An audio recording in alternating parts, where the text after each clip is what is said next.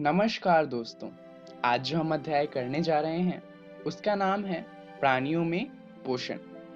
हम इसके दो भाग पहले ही कर चुके हैं। आज हम इसका तीसरा भाग करेंगे जो कि इसका आखिरी भाग होगा। चलिए जानते हैं इस भाग में हम क्या जानने वाले हैं। हम सबसे पहले जानेंगे ग्रास नली के बारे में, उसके बाद हम बात करेंगे आमाशय की, उसके बाद हम क्षुद्रांत या फिर छोटी आंत के बारे में जानेंगे और फिर हम जानेंगे बड़ी आंत के बारे में और फिर हम कुछ घास खाने वाले जंतुओं में पाचन किस तरीके से होता है उसकी बात करेंगे। तो चलिए शुरुआत करते हैं ग्रास नली से, जिसे हम इंग्लिश में कहते हैं एसोफेगस। दरअसल इससे पहले वाले भाग में हमने ये जाना था कि मुंह में पाचन किस तरीके से होता है, उसके बाद खाना सबसे पहले एसोफेगस में ही आता है। तो मुंह घा से निकलकर जो भोजन होता है वो ग्रास नली में आएगा। यहाँ पर आप देख सकते हैं ग्रास नली किसे कहते हैं।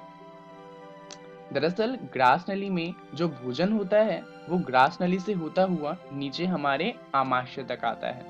यहाँ पर सबसे मजेदार बात ये है कि मुंह से तो खाना हमने अपनी मर्जी से नीचे किया था, परंतु जब खाना ग्रास नली में आ जाता है तो उसके बाद वो अपने आप ही नीचे आमाशय तक पहुंच जाता है। दरअसल जो हमारी ग्रास नली है वो भोजन को संकुचन के कारण आगे बढ़ाती है। अब इसे कुछ इस तरीके से समझिए। मान लीजिए हमारे पास एक प्लास्टिक की नली है और कंचे तो आपने देखे होंगे, हम खेलते भी हैं उनसे। तो मान लीजिए एक कंचा है, तो अगर आप इस प्लास्टिक की नली में एक जगह से कंचे को डालें और उसे फिर दबा दबा कर दूसरी तरफ आगे निकालें तो हमारा जो ग्रास नली है उसमें भी भोजन कुछ इसी तरीके से नीचे जाता है। बस दबाने की जरूरत हमें नहीं पड़ती, वो काम भी ग्रास नली खुद ही कर लेता है। जैसा आप यहाँ पर देख सकते हैं, खाना कुछ इस तरीके से ग्रास नली से होते हुए आमाशय तक अपने आप पहुंच जाता है। चलिए इसके बाद हम बात करेंगे आमाशय की। खाना मुंह में आया था, फिर ग्रास नली तक पहुंचा और वहां से आमाशय के पास आया। अब आमाशय में इसका पाचन होगा। आमाशय एक यू आकार का थैलीनुमा संरचना होता है, जैसा कि आप यहाँ पर देख सकते हैं। आमाशय के अंदर श्लेष्मा झिल्ली होती है। श्लेष्मा झिल्ली का काम क्या होता है कि श्लेष्मा झिल्ली से हाइड्रोक्लोरिक अम्ल निकलता है और इसके साथ ही पाचक रस निकलता है। तो हाइड्रोक्लोरिक अम्ल से क्या होता है कि जो खाना हमने खाया उसमें कोई जीवाणु या कीटाणु हो तो वो मर जाते हैं। वहीं जो पाचक रस होता है वो खाने को पचाने में हमारी मदद करता है। दरअसल ये जो पाचक रस और हाइड्रोक्लोरिक अम्ल श्लेष्मा झिल्ली से निकलती है, इस रस को कहा जाता है जठर रस। अब आप सोच रहे होंगे कि हाइड्रोक्लोरिक अम्ल से तो हम जल सकते हैं, तो हमारा पेट क्यों नहीं जलता। दरअसल ये जो श्लेष्मा झिल्ली है ये आमाशय आंतरिक सतह की सुरक्षा भी प्रदान करती है और इस वजह से जो हमारा आमाशय है वो हाइड्रोक्लोरिक अम्ल के होने के बावजूद भी नहीं जलता। तो इससे हमें फायदा ये होता है कि एक तो हमारा पेट भी नहीं जल रहा, ऊपर से जो ये श्रावित अम्ल है ये जीवाणुओं को नष्ट कर देता है। तो इससे जीवाणु की वजह से हमें कोई परेशानी नहीं होगी क्योंकि वो मर जाएंगे और हमारे आमाशय को भी कुछ नहीं होगा क्योंकि श्लेष्मा झिल्ली उसे बचा लेगी। चलिए अब बात करते हैं छोटी आंत की। जो खाना होता है वो आमाशय में पचने के बाद सीधा छोटी आंत के पास जाता है, जिसे हम इंग्लिश में स्मॉल इंटेस्टाइन के नाम से जानते हैं। दरअसल इसे छोटी आंत तो कहा जाता है, परंतु इसकी लंबाई 7.5 मीटर की होती है। इसको छोटी आंत इस वजह से कहा जाता है क्योंकि ये ज्यादा मोटा नहीं होता, पर इसकी लंबाई बड़ी आंत से भी बहुत ज्यादा होती है। तो आखिर छोटी आंत का काम क्या होता है। दरअसल जो छोटी आंत है वहां पर दो काम होते हैं। एक तो यहाँ पर भोजन का पाचन होता है, तो पहला काम तो हुआ पाचन का, और दूसरा होता है कि यहाँ पर भोजन का अवशोषण होता है, यानी कि जो पचा हुआ भोजन है वो छोटी आंत से सीधा हमारे खून में जाता है। अब बात करते हैं रसांकुर की।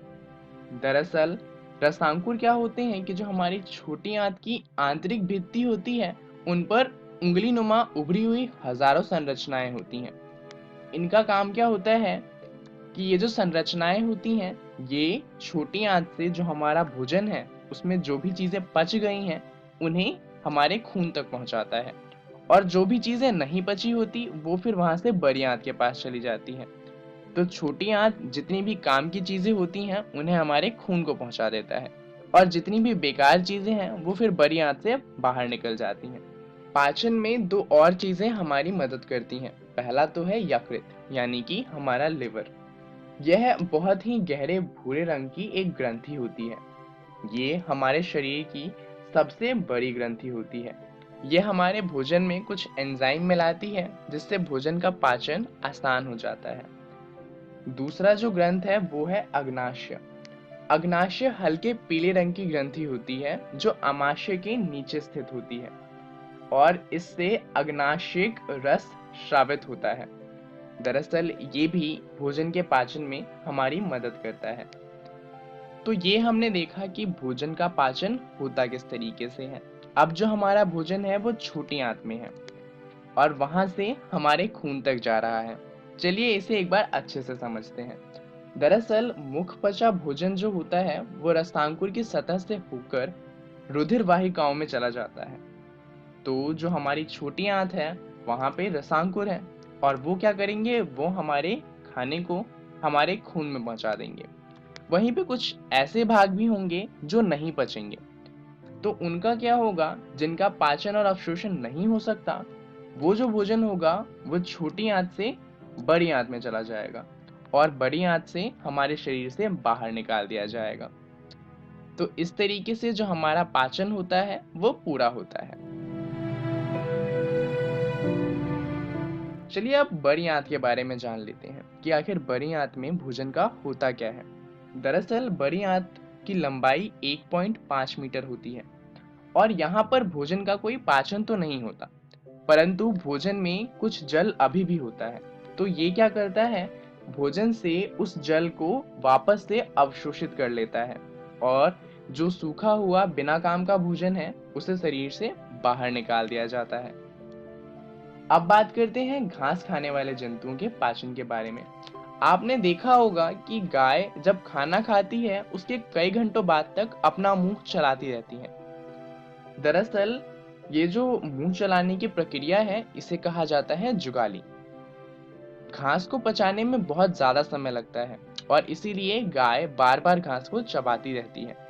और इसीलिए गाय के पास जो उसका पेट होता है, यानी कि उसका जो आमाशय होता है, वो 4 भागों में विभाजित होता है।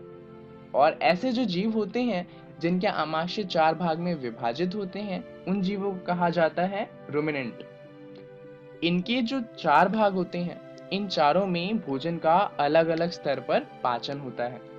जैसे कि जो आमाशय के दूसरा कक्ष है वहां पर भोजन का विखंडन होता है, वहीं तीसरे कक्ष में पानी का अवशोषण होता है, और जो चौथा भाग है उसमें एंजाइम की मदद से भोजन का पाचन होता है। चलिए अब जल्दी से ये जान लेते हैं कि पोषण, परिवहन एवं श्वसन तंत्र में संबंध क्या होता है। दरअसल ये तीनों प्रणालियां एक दूसरे के साथ मिलकर कार्य करती हैं। जैसे कि जो पोषण होता है वो हमें खाने से मिलता है, ये पोषण फिर हमारे खून में जाता है, और खून में जब हम सांस लेते हैं तो जो ऑक्सीजन होती है उसकी मदद से इससे हमें ऊर्जा मिलती है। तो आप देख सकते हैं ये किस तरीके से आपस में जुड़े हुए हैं। चलिए जानते हैं इस वीडियो में हमने क्या जाना।